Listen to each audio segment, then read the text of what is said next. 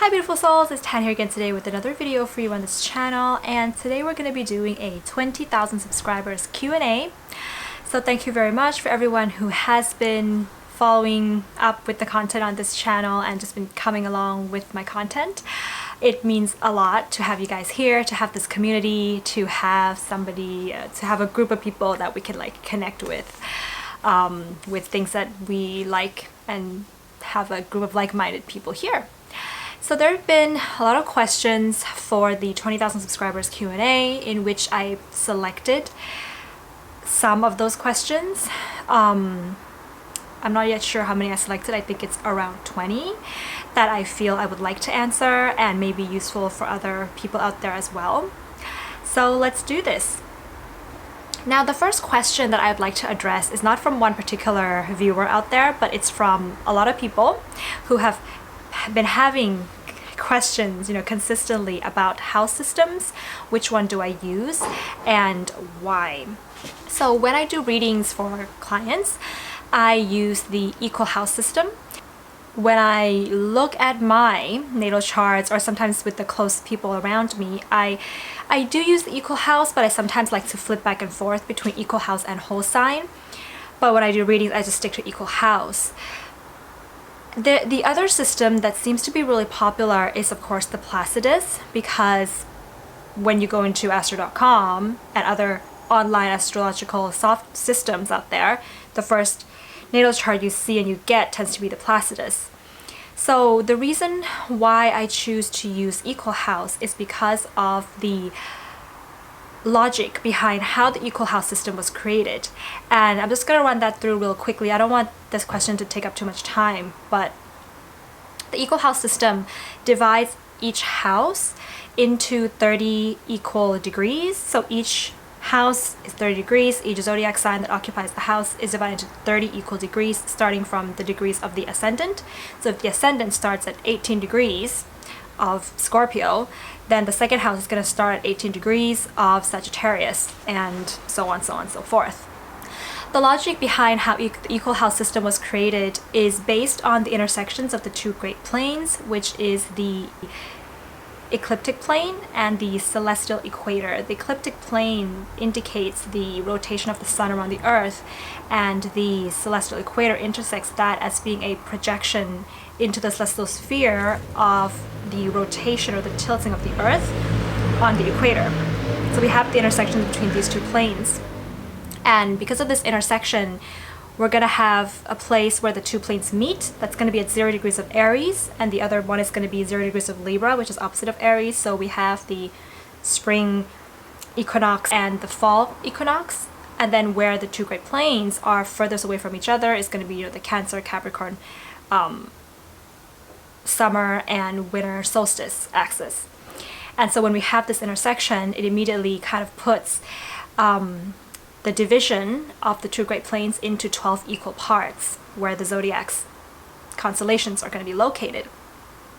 And so the way that you use equal house is you mainly interpret the placements of the planets with respect to its aspect to the ascendant, because the ascendant is considered to be that part where the two intersect, but that's going to be 0 degrees Aries. But if we shift that, it can be at any particular degrees, any particular sign degrees. That kind of made sense. And so I use the equal house because my philosophy of astrology is that astrology and the things that happen on earth is not a cause and effect situation. It is that the patterns that exist on earth and the patterns that exist out there, they're in synchronicity with each other. The microcosm is in synchronicity with the macrocosm, which is that rotation of the earth, which gives that celestial equator, versus the rotation of the sun, the macrocosm around the earth, which gives that ecliptic plane. So that's why I use equal house. And the philosophy makes sense to me, and I interpret equal house. I like to use aspects a lot, especially looking at the ascendant and aspects made to the ascendant. So that is why. And the reason why I don't use the Placidus is because the Placidus house system, the logic behind it is that it's created based on time. So each of the houses is generated based on the time that it takes for the sun to move through a particular zodiac sign. And therefore we have unequal houses in Placidus because this depends on where you're living in the world. If you're living kind of in the northern hemispheres, especially like in Scandinavia, or even like, Greenland or Iceland, or very much south of the equator, you would not really have as much sunlight in certain parts of the year. So therefore, we're gonna have smaller houses, bigger houses, houses that overlap the signs. So we're gonna have what is called interceptions. And so to me, the psychology of human beings, which is how I like to look at astrology and the natal chart, is human psychology. It doesn't really make sense yet that if you're living in a particular part of the world, the individual part of your psychology is going to be different from somebody who was born in another part of the world. Unless there are some psychological studies that proves that location and climate and weather and yes, that affects individuals, not even the collective, but the individual person, then I may begin to consider Placidus. But as of right now, that just is not something that I have found to can be useful yet. So yeah, that's to answer your question about house systems. They're all accurate. It depends on the astrologer who's using it and how they interpret the chart. If you're using Placidus, you should be interpreting the chart based on the degrees, the drama of the degrees of the planets as they move, because that's how it's calculated, the movement of the sun, right? So therefore, at particular arrangements of the planets, they should be stronger, shorter, with gradient, and with kind of like this drama of the rising of the planets and the falling of the planets. But if you're using equal house, I find it to be more accurate if you're interpreting with regards to aspect, especially aspects made to the ascendant or the midheaven, for example. If you're using, whole signs, and also in terms of human psychology, I found using equal houses can be very accurate. And if you're interpreting whole signs, I have found that to be very accurate in terms of which house the planets are located in, and the more like the way that you can use each planet in each house in more of the material world and how to interpret it with regards to the navigation in the real world. Okay, so that's done with. I feel like I went on for a while there, but now I'm going to address the questions that you guys have asked for this particular Q&A from specific viewers. So the first question is from Kiba Weeba. Kiba Weeba asks, I enjoy your videos. So are you more compatible when it's the woman's moon sign to the man's sun sign? So yeah, this information is out there a lot in the world of astrology, that when the woman's sun is the same as woman's moon is the same as the man's sun. Sorry guys. The woman's moon is the same as the man's sun, then it's very compatible. It's more compatible. And that could be true, but if you don't have this in synastry, it doesn't mean that you're not compatible. When you have a sun and a moon in the same sign, it just makes one person's wants, the sun person's wants, and the moon person's needs similar. But this is going to vary because that sun in that particular sign can have aspects that are very different from that moon person. So for example, if the sun person is, let's say, an Aries sun, that is, let's say, in a square to Neptune, in the fourth house, for example, in a square to the moon, maybe. And the moon person has their moon in Aries, and that moon is in a square to Mars, and that moon is, in the ninth house. We're gonna have an Aries. The expression of the Aries is gonna be similar in style and expression, but they're gonna have divergent, and the needs and wants may become more divergent. So there's a lot to consider when we're looking at sun and moon comparison, and there are other things in the chart that have to kind of be there to support compatibility. You can have a friend that has a Sun-Moon conjunction but they're not, romantically attracted to each other. You can have a friend with Sun-Moon conjunction that they're not sexually attracted to each other. So there's a lot to think about there. The next question is from Lani. Which public figure or celebrity's chart do you find most fascinating? I love this question. I really like to look at Teal Swan's chart. And by the way, Teal Swan in human design is a reflector, and she's got a really interesting natal chart because she's got a lot of quintiles and biquintiles. These are aspects of like creativity and talent. If you guys turn that on, you'll see that she's got a bunch of them floating around her chart, which makes her very unique, and she's got a very creative, expression.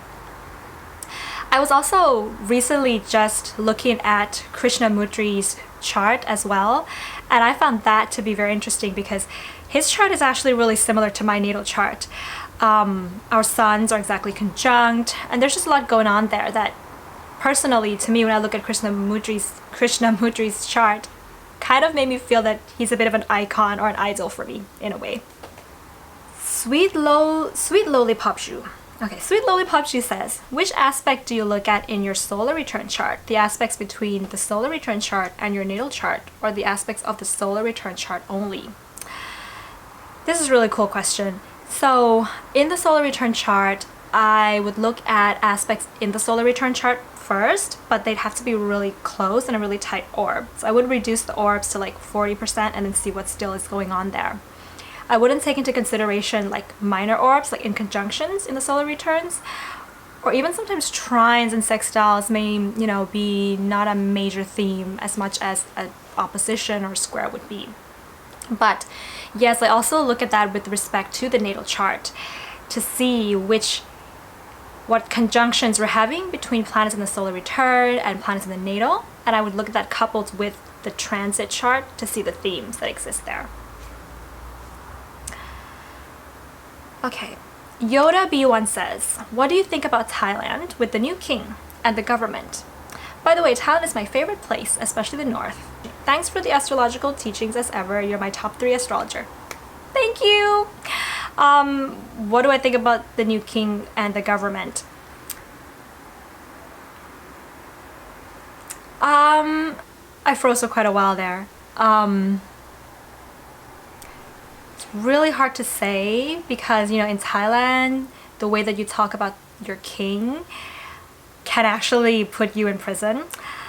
But yes, I think that says a lot. So the next question is going to be from Stan NCT. Which are the most underrated aspects or placements that for you are great to have? Underrated aspects or placements that are great to have. I like that question.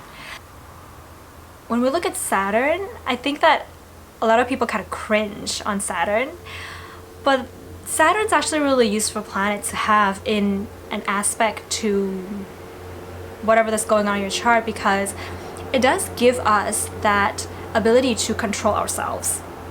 We don't want to have a lot of Saturn in the chart, but a really nice Saturn, like trine to the sun, sometimes Saturn oppositions are not so bad.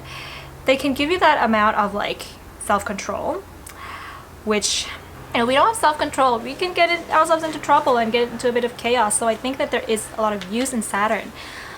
But Saturn can also give you, if you can master it, the ability to be respected and the ability to get ahead in life because of respect.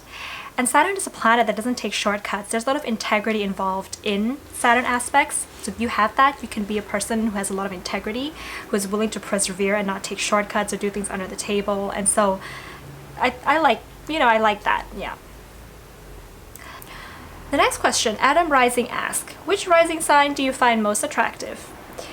I like this question because I think I tend to find either Taurus rising or Scorpio rising to be the most attractive when they are born at a late degrees. And this is because I have a late degrees Venus in Taurus. So what happens is that if you have, late Taurus or Scorpio rising degrees, then my Venus could be very close to your ascendant or your descendant, which is going to increase that physical attraction. It's going to make me think that you are physically attractive. But for some reason, you know, I've also found like some Aquarius risings to be pretty attractive as well. And I think that's because of my unconscious Venus, which is in Aquarius. So Aquarius risings can also be attractive to me. The next question is from Tennis Shakers.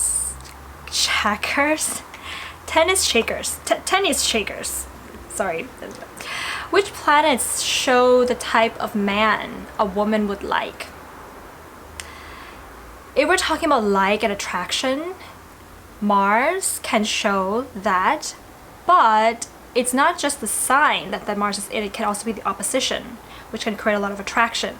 So if a woman has, for example, Mars in Aries, she may be attracted to that Aries type or the Libra type, but you have to make sure, but the degrees has to be like pretty close to really create that attraction. But however, this is Mars in a woman's chart, doesn't show the man that is most suitable for her, most compatible. It's just the attraction, because it's like if you're, you know, a biologically female person, then Mars is going to be that yin to your yang, you know, so you're going to be attracted to that. But it doesn't necessarily, but if you can complete yourself and become whole on your own, then you may not need that man. So the most compatible in a woman's chart, in a biologically woman's chart, whether she is gay or whether she is straight, the most compatible is going to be the Jupiter, house, sign, aspects made to Jupiter, which she may be attracted to, she may not be attracted to, but that's going to be the most compatible. V. Los asks, hi Tan, do you work with easier aspects, sextiles and trines, to ease the harder aspects, like squares and oppositions in life? If so, can you share some examples? This question is really, really cool. You can work with the sextiles and trines to ease the harder aspects if and when they form a configuration to that planet. If not, then you can probably still do it, but you know, the geometry doesn't quite line up, so you may then begin to gravitate more to the challenging aspects instead of using it the easier aspects. So for example, it can work if you have a kite formation, and in a kite formation you would have 2 sextiles, 3 trines, 1 opposition. So when you have a kite, you can definitely, you know, use the sextiles and the trines in order to ease that oppositional energy, but ultimately you're gonna have to go back and work with oppositional energy. So for example, I have a kite in my chart with Sun opposite Pluto being at that, you know, the apex of that kite, and that's really intense to have that Sun opposite Pluto, and it really asked me to transform a lot of my career. And when I'm not using it, I'm operating on my Grand Trine, I just settled into like a career that was like easy for me and just to get by. So yes, it can make life easy, but then eventually, you know, transits hit and things happen in life, and then you realize that big changes need to happen.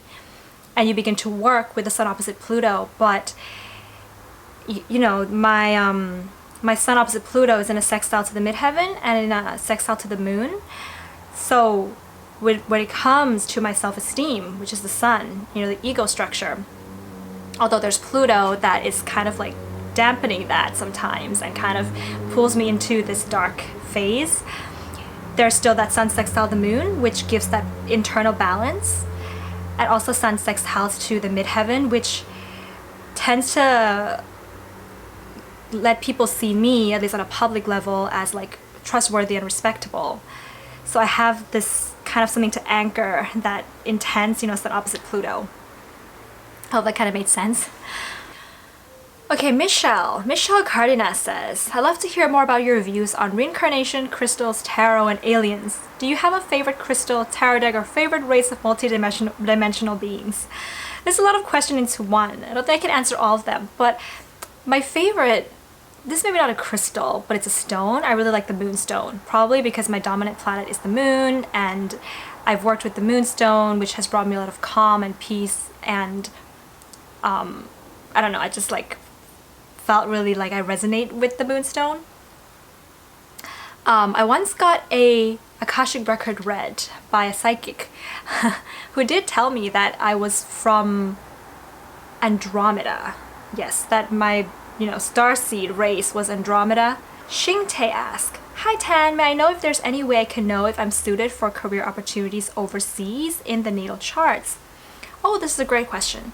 So what you can do, if you would like to know this, is you can look at the ruler of your second house, your sixth house, especially your 10th house, especially the second and the 10th house. So the ruler of that house, if it falls into the 9th house or the 12th house, then you're going to be suited for careers overseas. So for example, if your 10th house or your midheaven is ruled by, let's say, Libra, that's going to be ruled by Venus, and Venus falls either in your 9th house or Venus falls into your 12th house, that can be one factor that can show that you're suitable for careers that's overseas. The next question is from Past Tense, who asks, "What has been your personal experience with 8th house energy in your relationships with others? Be it friendship, romance, probably too personal. What's your biggest passion in life? What signs do you gravitate to the most?" Okay, I think I want to answer the question about... I think I will leave the 8th house energy in my relationships with others for another video when I talk about like Pluto transits and things like that, but because that's gonna take a lot more time. Okay, what signs do you gravitate to the most? I'll answer that one. Moon, Sun, or Rising. I can resonate with all of them, but they all affect like a different part of me, of you, I suppose. The moon has affected me at a very personal, deep personal level that, maybe it's hard to share or I can't really explain it, but I think with the moon, it affects how I use my sun and how I use my rising. So if I'm, still kind of in the more shadow vibration of my moon and I am still filled with some insecurities of the past or past habits that's not good for me, and I'm not aware of that and I'm operating on that, then it affects how I use my sun and how successful I'm going to be at my self-confidence, my ego structure, the way I'm going to shine in the world with regards to the sun, and my life journey, how I'm going to make choices in my life, how I'm going to go along with my journey with regards to the ascendant as well. So I don't gravitate to many of them the most, but I think that the moon is definitely really important in like how it's going to affect, it's like the foundation that's going to affect the other parts of you. That's what I feel. Tania asks, "You've done general videos about suitable careers, but I was wondering if there were placements that were a little more exact about the best career." So if you would like to know what is the best career for you, in astrology, you have to look at the midheaven, where the ruler of the midheaven is placed, what planet is in the 10th house. You have to look at the second house, where that ruler is placed, what's sitting in the second house. The sixth house, where that ruler is placed and what is sitting in the sixth house. And if there are planets sitting in those houses, what aspects are they making? What aspect is being made to the midheaven? And, the ruler of each of those houses, what aspects are they making? So it's really not an easy thing to look at when it comes to career. Plus, I like to overlap astrology with human design and the gene keys, looking at your human design incarnation cross, the dominant channels that you have, how your energy works to see what career is going to be best suited for you. So that's how astrology works. That's how these metaphysical systems work if you'd like to get like an accurate interpretation of your career. Yes. VIP PM ask, "I enjoy your videos. I learned so much. Thanks for sharing. My question is, have you ever faced issues while reading a chart when you were a beginner, or what tricks you find help you to become more advanced?" So I think the thing about like doing astrology natal chart readings is that you have to have a very deep knowledge of astrology in general. You have to understand the foundations of astrology, a foundation of the archetypes and what archetypes are and how they work in our world. So that's what astrology is mainly based on. But you also have to have some life experience, meaning that you observe the people in your life with regards to astrology, and you have to have observed them for many years to see people's growth. And Because if you're not seeing somebody's growth, you could be misunderstanding certain things in their chart. Because, you know, they could be operating on particular aspects with regards to the shadow vibration of it, and then you're interpreting that wrongly. So you have to see how they've transformed in that.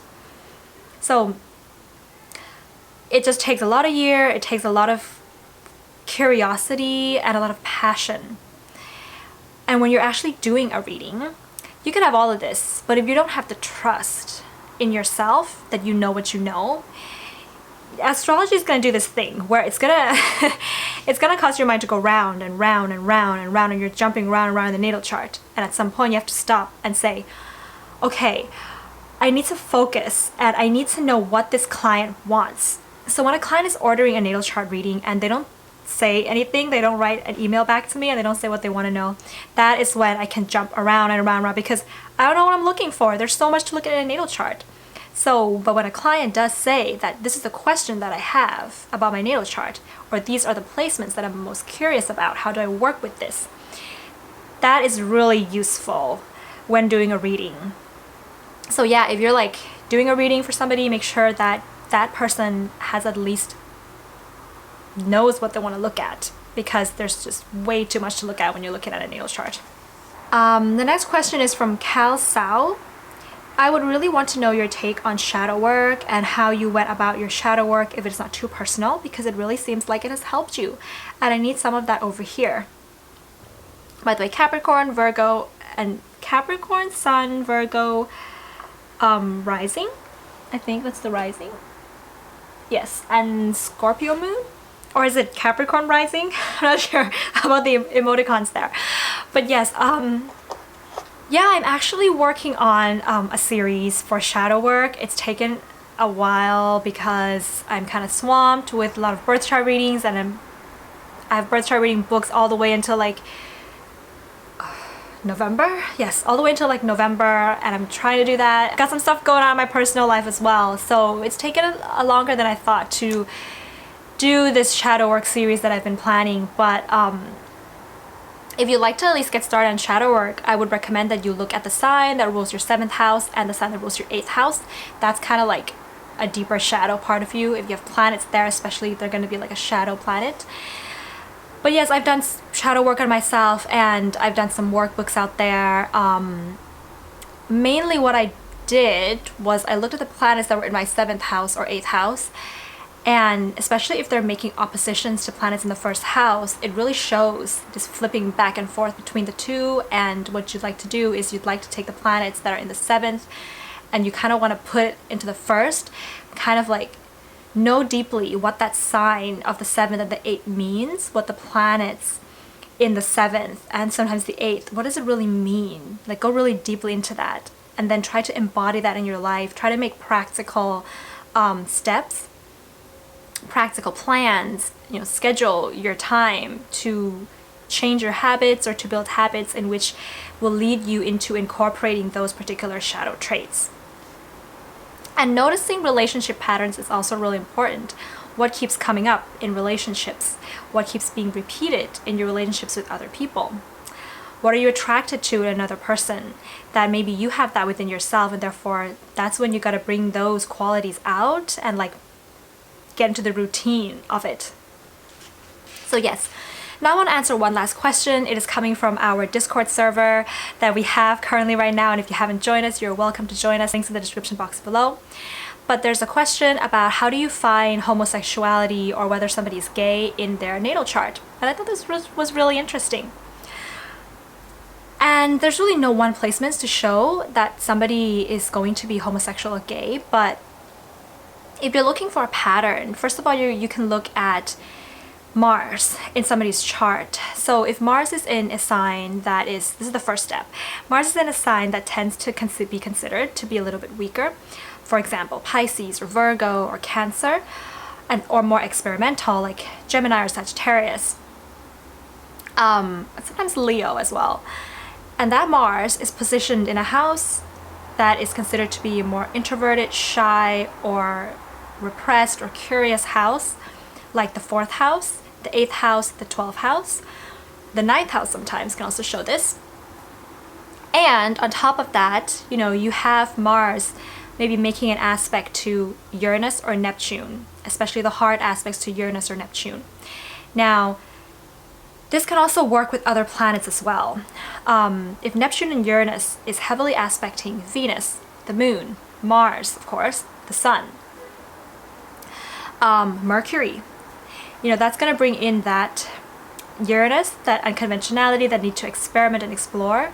Neptune, the need to embrace all types of sexual experiences into the mix. And I've also noticed that when the person has sorry, what was I going to say? Oh, yes. When the person has Mars in aspect to the North Node, especially the conjunction with Mars on the North Node, that tends to put obsessions, which can represent the North Node obsessions. But if it's a balanced obsession, can be a place of growth that comes from sexuality or that comes from sex in general. So that person is going to focus more on their life, on, you know, getting to the depth of sexuality, getting to the depth of sexual experiences. Also, a little trick is also you can turn on Astra in astrology called Sappho, asteroid number 80. And if Sappho is making an aspect to a hard aspect to, you know, Mars or Venus or the ascendant even, then there's going to be more of that added element to it. But just Sappho on its own won't show this, because Sappho is the planet that can rule same-sex sensuality and sexuality. So yeah, these kind of combinations can lead to homosexuality in the birth chart. But it's also quite interesting to note the transits that happen. So if there's going to be like a Uranus transit, or sometimes Neptune, you know, that's coming to transit that person's Mars or their North Node that is doing these particular alignments, then, you know, we can have somebody who we can see the timing that this person may be discovering this or coming out at this particular time of their life. Sometimes it's a Uranus as well. Sometimes it's a Uranus transit that activates this as well, like Uranus opposition or Uranus squares. Yes. So yes, guys, I think that's going to be it for the Q&A today. I hope that wasn't too long. Thank you very much for all the questions. And I do birth chart readings, synastry, and relationship readings. All the information is on my website. You can check that out. I also have some new services with regards to human design and some astrology art on there as well. So do check that out. So yes, I'll see you soon then, beautiful souls. Bye.